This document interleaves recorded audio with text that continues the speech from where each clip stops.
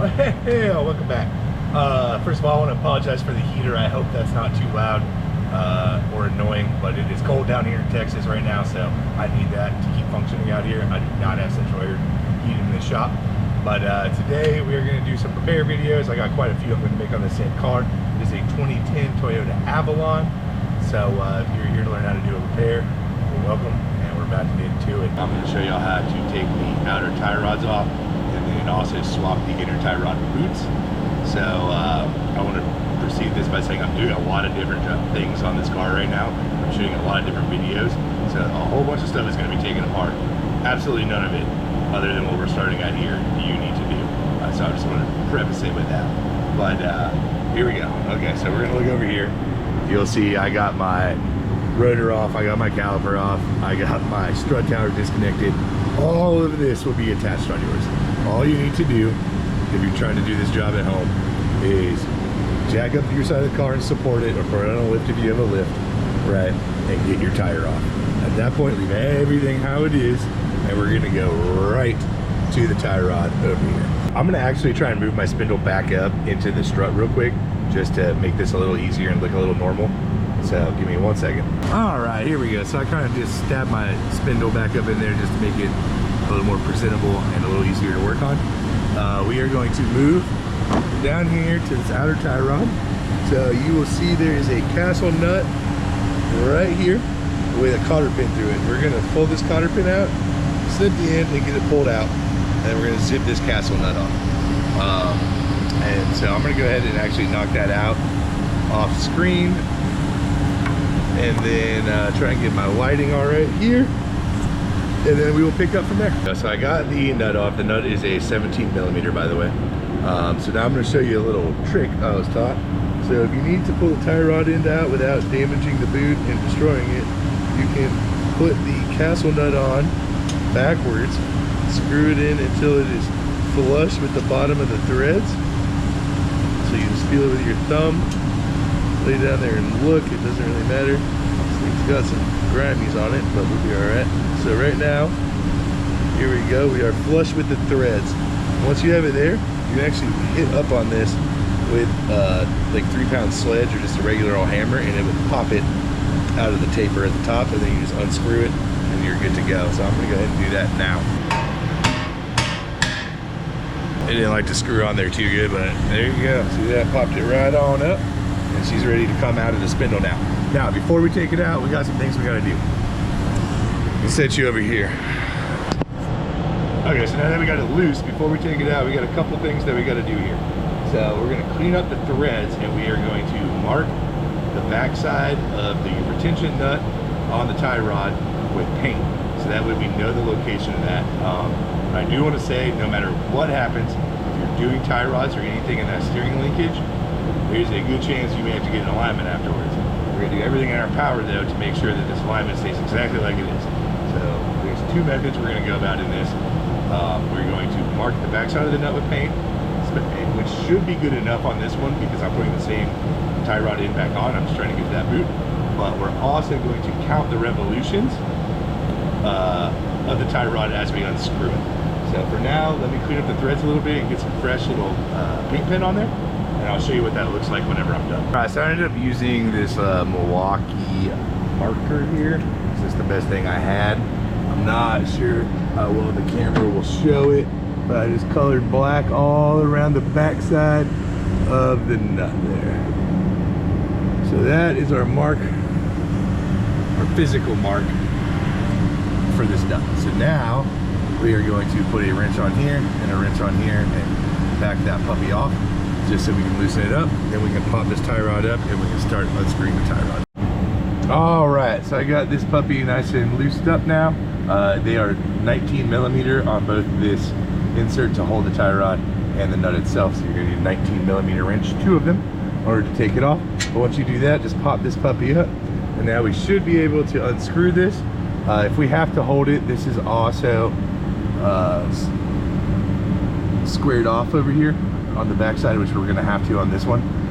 So I'll grab some, or a 19 I have for this, so I'll just put it right on here, and then let me go figure out what size this is. It looks like about a 14, so we'll put a 14 there and a 19 here, and we are going to count how many revolutions 1, 2, right? How many spins it takes to get this puppy off. So that way we can count them going on and match up our marker in the back. And that should get us spot on to where we don't have to get another in alignment. All right, so I got the outer tie rod here. My number was 11.5. Yours should not be the same, but that's just a reference point for how many rotations this was on. Here we go, if you want to see what it looks like. I'm going to clean up these rusty threads with my wire wheel, and then I'm going to run the nut while I stand behind it. I actually got to take this whole thing off to get my boot off of it. So I'm going to take the whole thing off, and then this should give you a good vision. Actually, let me clean up these threads first to make this easier, and then you'll see a good vision of where the marker line is. Hopefully we don't take it off with the nut right now. But yeah, let me clean this up and then get this nut off, and then I'll show you how my marker turned out. So here we go. We got the threads all cleaned up. You can see my mark, maybe, if I'm not blocking the light. You can see my paint marker in these 2 threads here. So when I put the nut back on, I want to put it right up to the first mark of thread that I see, leave it right there, put my tie rod on, and as long as the revolutions are about 11.5, I think that was my number, I wrote it down already, then I know that I am so close, it's probably negligible and it's totally fine to have. But if you are here for these inner tie rod boots, which the inner tie rods are fine, but the boots are torn, so we need to get these boots replaced before it gets a lot of dirt in there and it goes bad and we're doing a rack and pinion. So we do not want to do that. So we got a little band clamp right here. I will have links for the boots up in the video right now and down in the description. So I'm going to go ahead, if you look right here, this is a little squeezy clamp. So we will squeeze this with some pliers and try and get it off the end of the boot right here. All right, so for this half of the boot, because it's so torn, it came out in 2 pieces. We got the channel locks to press the clamp, and just slid it right off the end of the tie rod. So now we'll take a look up here. You'll see we got the whole inner tie rod exposed in there. And now we just need to get the back part of that boot off. So let me take it up a little higher there, and then we'll get in there and take a gander. So the inner tie rod, you come in here, is held on with a metal clamp right here that I'm running my finger across. I have wiped that down with a paper towel to this point. Oh, there's the lights. All right, job. But yeah, so what I'm gonna try and do is I found the connection point at the top. I'm gonna put a flathead screwdriver on that and try and whack it and see if I can't get it to break loose. Otherwise, we're gonna start prying, try and get enough space to get some dikes in there. You can come in this hole right here on the bottom side of the car.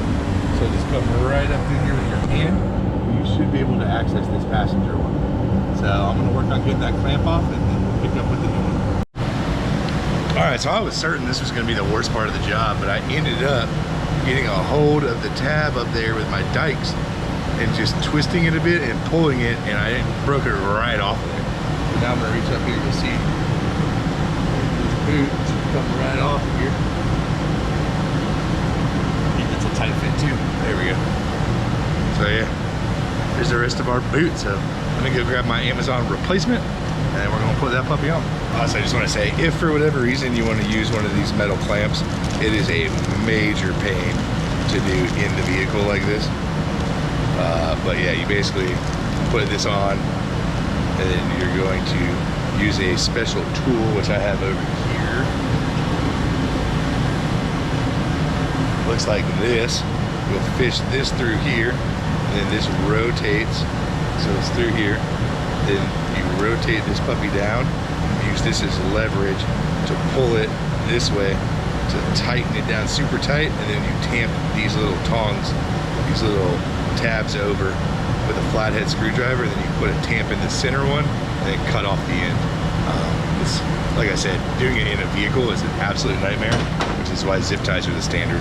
So that's what we're gonna do. We're gonna put a zip tie on. And then we're going to reuse this end clamp for this end down here.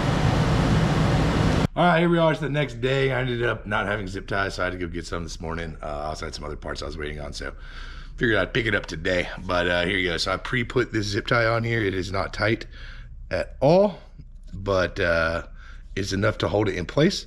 So now it is as simple as sliding this down and getting this end up over on the rack and pinion, and then we will just sink that zip tie down super tight, and then once it's in place, then I will put this clamp on the far end once it's already in there. Okay, here it is, slid in there like absolute butter. I'm hoping my headlight gives you enough light, but I actually took some channel locks up in here, grabbed the zip tie, and really pulled up on it to get one extra click I couldn't get with my hands. So now I'm gonna snip that puppy, cut the tail off of it, and then we will put this clamp on, and we are good to put our outer tie rod back on. So you remember the drill here. We have it marked with the marker. We're gonna screw the nut down to where it's perfectly backed up against that. Rotate our outer tie rod end on, counting revolutions. Make sure that it is right with our count. And then once that's all together, we will cinch it down tight. We're ready to put everything back together on this side. Come on. All right, final thing I'm gonna show here on this tie rod boot install. So my mark on my nut and my count on my threads ended up almost absolutely perfectly. But before you tighten it down, make sure that you move your spindle, and you get it nice and down in your spindle to where it sits down. There we go. Just like that, so that way you make sure you have your orientation correct. So I'll put my castle nut on and my cotter pin, then I'm gonna put my wrenches on and tighten the tie rod nut to the tie rod. And then we are good to go. So if the video helped you out, hit that thumbs up. And if you have any questions, concerns, or comments, put them below. Thank you.